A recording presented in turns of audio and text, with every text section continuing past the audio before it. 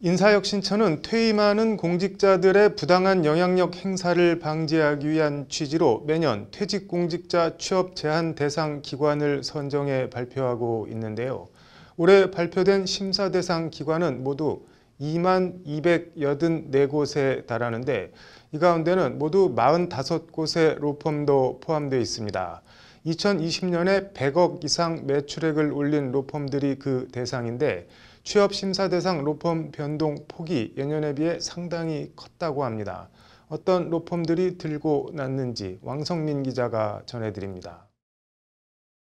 인사혁신처는 지난 1일 퇴직 공직자 취업 심사 대상 기관 22,284곳을 확정해 이를 관보에 고시했습니다. 자본금 10억 원 이상의 매출액 100억 원 이상 사기업체, 매출액 100억 원 이상 법무법인과 회계법인, 매출액 50억 원 이상 세무법인 등이 취업심사 대상 기관입니다. 직무 연관성 등을 따져 민간에 재취업한 공직자가 퇴직 전 근무했던 기관에 부당한 영향력을 행사하는 것을 막기 위한 취지입니다. 올해는 외국계 로펌 4곳을 포함해 로펌 45곳과 회계법인 58곳, 세무법인 80곳이 명단에 이름을 올렸습니다.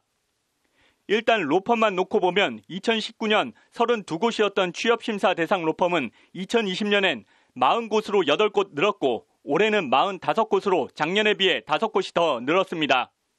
김앤장과 광장, 태평양, 율촌, 세종, 화우 등 이른바 6대 로펌을 포함해 법무법인 현과 법무법인 YK 등 대표적인 중견 로펌들도 굳건히 자리를 지켰습니다.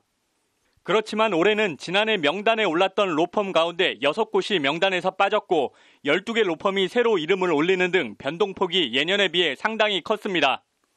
법무법인 서울다솔과 정률, 정비, 제1합동법률사무소, 평산 등 6곳이 지난해 100억 원 이상 매출을 올리지 못해 올해 취업심사 대상 명단에서 빠졌습니다.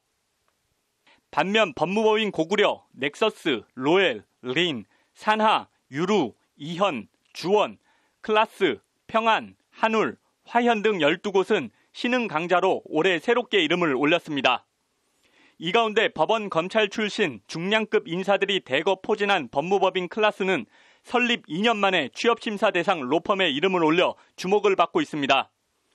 클라스는 앞서 지난 2018년 SK텔레콤 사장을 역임한 남영찬 변호사와 감사원장을 지낸 황찬현 변호사 등 거물급 변호사들이 주축이 돼 설립됐습니다.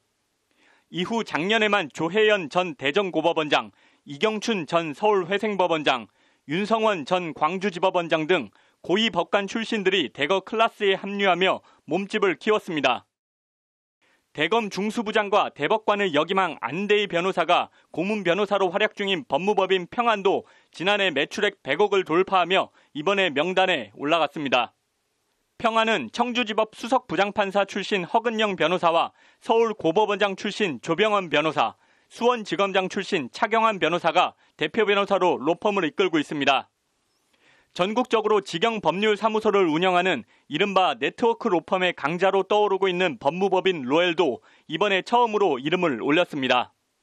지난해 부동산 금융팀 변호사 12명이 한꺼번에 법무법인 지평으로 이적한 법무법인 넥서스도 올해 취업심사 대상 로펌에 포함되면서 뚝심을 과시했습니다.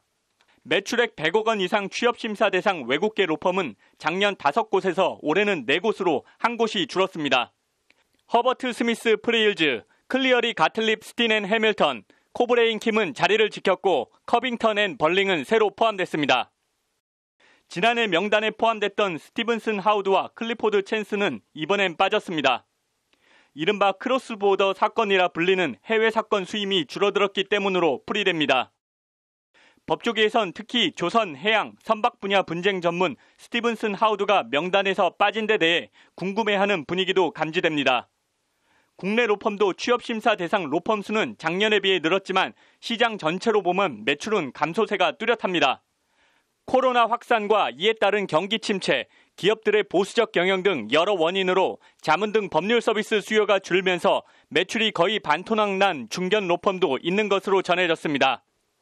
법조계에서는 이 같은 코로나 사태가 지속될 경우 국내 법률 서비스 시장과 지형 변화에도 상당한 영향을 미칠 것으로 전망하고 있습니다. 법률방송 왕성민입니다.